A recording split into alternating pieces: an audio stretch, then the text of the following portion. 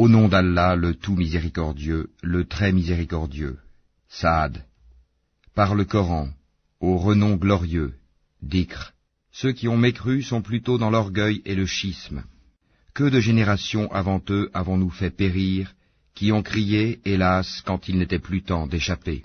Et les Mécois s'étonnèrent qu'un avertisseur parmi eux leur soit venu, et les infidèles disent, c'est un magicien et un grand menteur. Réduira-t-il les divinités à un seul Dieu? Voilà une chose vraiment étonnante. Et leurs notables partirent en disant, allez-vous-en, et restez constants à vos dieux, c'est là vraiment une chose souhaitable. Nous n'avons pas entendu cela dans la dernière religion, le christianisme. Ce n'est en vérité que pure invention. Quoi? C'est sur lui, parmi nous, qu'on aurait fait descendre le rappel, le Coran? Plutôt ils sont dans le doute au sujet de mon message, ou plutôt ils n'ont pas encore goûté à mon châtiment. Ou bien détiennent-ils les trésors de la miséricorde de ton Seigneur, le puissant, le dispensateur par excellence? Ou bien ont-ils le royaume des cieux et de la terre, et de ce qui existe entre eux? Eh bien, qu'ils y montent par n'importe quel moyen. Une armée de coalisés qui ici même sera mise en déroute. Avant eux, le peuple de Noé, les Hades, et Pharaon, l'homme aux pales, ou aux pyramides, et les Tamoud, le peuple de Lot, et les gens d'Alaïka, ont tous démenti leurs messagers. Voilà les coalisés. Il n'en est aucun qui n'ait traité les messagers de menteurs. Eh bien, ma punition s'est avérée contre eux, ceux-ci n'attendant qu'un seul cri, sans répétition. Et ils disent, Seigneur, hâte-nous notre part avant le jour des comptes. Endure ce qu'ils disent, et rappelle-toi David, notre serviteur, doué de force dans l'adoration, et plein de repentir à Allah. Nous soumîmes les montagnes à glorifier Allah, soir et matin en sa compagnie, de même que les oiseaux assemblés en masse, tous ne faisant qu'obéir à lui, Allah. Et nous renforçâmes son royaume, et lui donnâmes la sagesse et la faculté de bien juger. Et était-elle parvenue la nouvelle des disputeurs quand ils grimpèrent au mur du sanctuaire? Quand ils entrèrent auprès de David, il en fut effrayé. Ils dirent, n'aie pas peur, nous sommes tous deux en dispute, l'un de nous a fait du tort à l'autre. Juge donc en toute équité entre nous, ne sois pas injuste, et guide-nous vers le chemin droit. Celui-ci est mon frère, il a 99 brebis, tandis que je n'ai qu'une brebis. Il m'a dit, confie-la moi, et dans la conversation, il a beaucoup fait pression sur moi. David dit, il a été certes injuste envers toi en demandant de joindre ta brebis à ses brebis. Beaucoup de gens transgressent les droits de leurs associés, sauf ceux qui croient et accomplissent les bonnes œuvres, cependant ils sont bien rares. Et David pensa alors que nous l'avions mis à l'épreuve.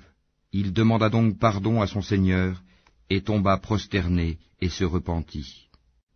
Nous lui pardonnâmes, il aura une place proche de nous et un beau refuge.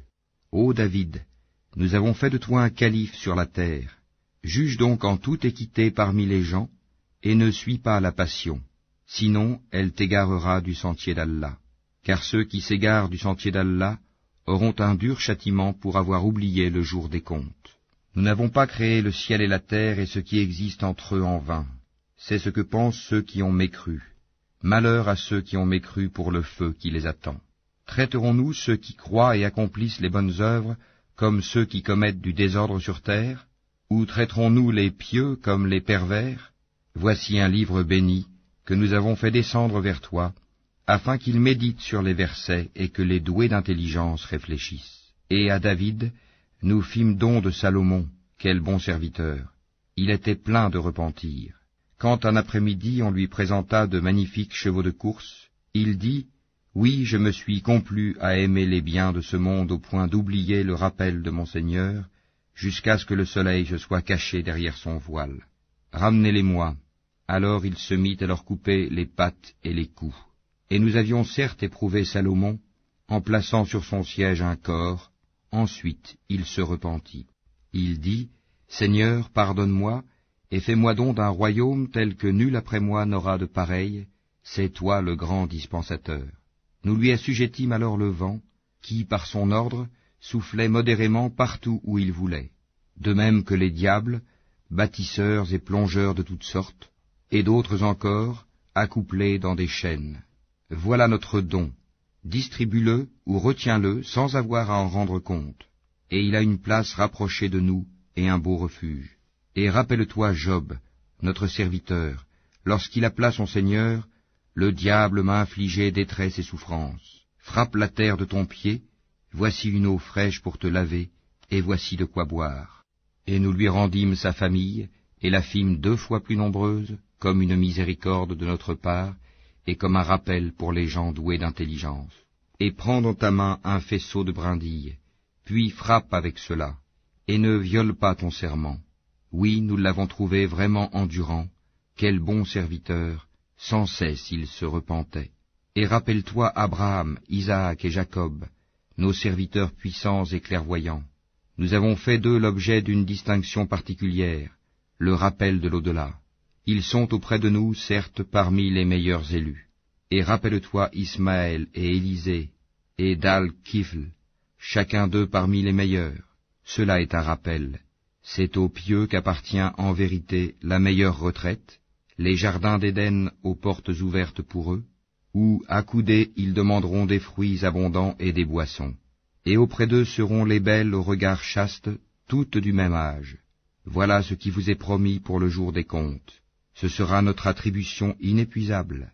Voilà, alors que les rebelles auront certes la pire retraite, l'enfer où ils brûleront, et quel affreux lit, voilà qu'ils y goûtent, eau bouillante et eau purulente, et d'autres punitions du même genre. Voici un groupe qui entre précipitamment en même temps que vous, nul bienvenu à eux, ils vont brûler dans le feu. Ils dirent, pas de bienvenue pour vous, plutôt, c'est vous qui avez préparé cela pour nous, quel mauvais lieu de séjour. Ils dirent, Seigneur, celui qui nous a préparé cela, ajoute-lui un double châtiment dans le feu. Ils dirent, pourquoi ne voyons-nous pas des gens que nous comptions parmi les malfaiteurs? Est-ce que nous les avons raillés, à tort, ou échappent-ils à nos regards? Telles sont en vérité les querelles des gens du feu. Dis, je ne suis qu'un avertisseur, point de divinité à part Allah, l'unique, le dominateur suprême, Seigneur des cieux et de la terre, et de ce qui existe entre eux, le puissant, le grand pardonneur. Dis, ceci, le Coran, est une grande nouvelle, mais vous vous en détournez. Je n'avais aucune connaissance de la cohorte sublime au moment où elle disputait. Il m'est seulement révélé que je suis un avertisseur clair. Quand ton Seigneur dit aux anges, « Je vais créer d'argile un être humain », quand je l'aurai bien formé et lui aurai insufflé de mon esprit, jetez-vous devant lui prosternés, alors tous les anges se prosternèrent, à l'exception d'Iblis, qui s'enfla d'orgueil et fut du nombre des infidèles. Allah lui dit, « Ô Iblis, qui t'a empêché de te prosterner devant ce que j'ai créé de mes mains? T'enfles-tu d'orgueil ou te considères-tu parmi les haut placés? Je suis meilleur que lui, dit Iblis. Tu m'as créé de feu et tu l'as créé d'argile. Allah dit, sors d'ici, te voilà banni, et sur toi sera ma malédiction jusqu'au jour de la rétribution. Seigneur, dit Iblis, donne-moi donc un délai jusqu'au jour où ils seront ressuscités. Allah dit, tu es de ceux à qui un délai est accordé, jusqu'au jour de l'instant bien connu. Par ta puissance, dit Satan, je les séduirai assurément tous, sauf tes serviteurs élus parmi eux. Allah dit, en vérité, et c'est la vérité que je dis, j'emplirai certainement l'enfer de toi et de tous ceux d'entre eux qui te suivront. Dis, pour cela je ne vous demande aucun salaire, et je ne suis pas un imposteur. Ceci, le Coran, n'est qu'un rappel à l'univers, et certainement vous en aurez des nouvelles bientôt.